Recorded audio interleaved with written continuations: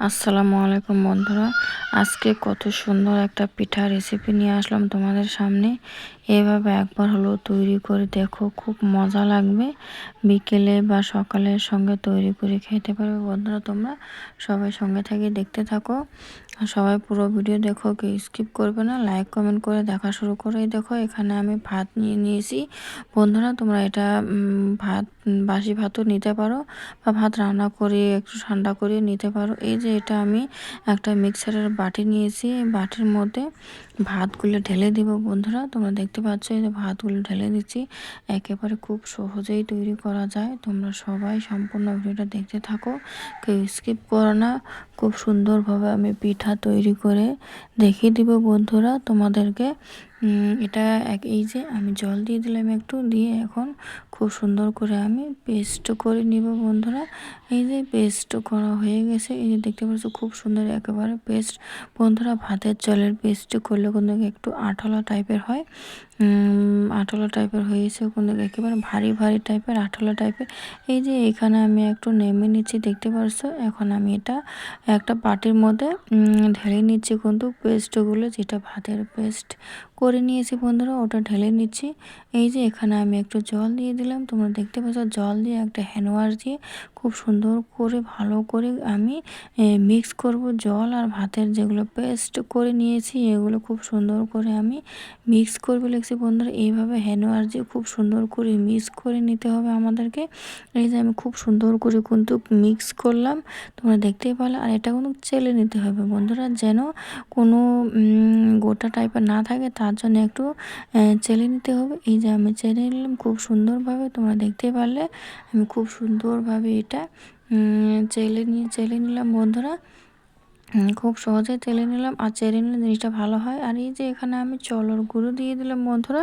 তোমরা জলের গুঁড়ো দিলে আরও ভালো হবে একটু। এই যে জলের গুঁড়ো দিয়ে দিলাম, বেশি না, তোমরা দেখতে পেলে 1 চামচ পরিমাণ। আর জল দিয়ে দিলাম কিছু পরিমাণ বন্ধুরা। সবগুলো পরিমাণ মতন দিতে হবে, বুঝে শুনে একটু লাহে লাহে করো।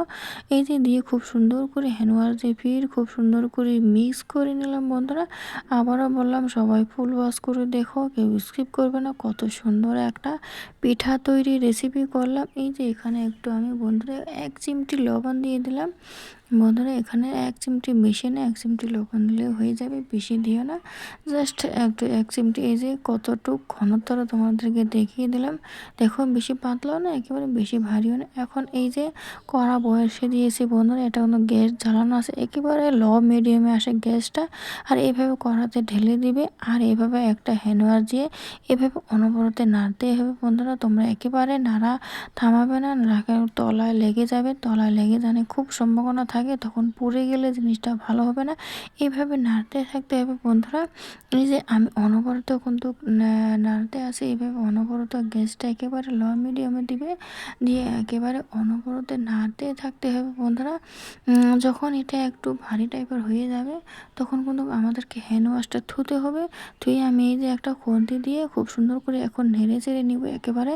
এই দেখতে পাচ্ছ আমি খুন্তি দিয়ে খুব সুন্দর করে নেড়ে চেড়ে নিচ্ছি বন্ধুরা। এইভাবেই অনবরতই নাড়তে হবে, একেবারে সহজ। এই দেখো খুব সুন্দর করে একটা ডো তৈরি হয়ে গেছে, একেবারে আটার মতন, আঠালা টাইপের, খুব সুন্দর। এই দেখতে পাচ্ছ এইভাবে অনবরতই জলটা শুকিয়ে গেছে, খুব সুন্দরভাবে একটা ডো তৈরি হয়ে গেছে কোনো বন্ধুরা।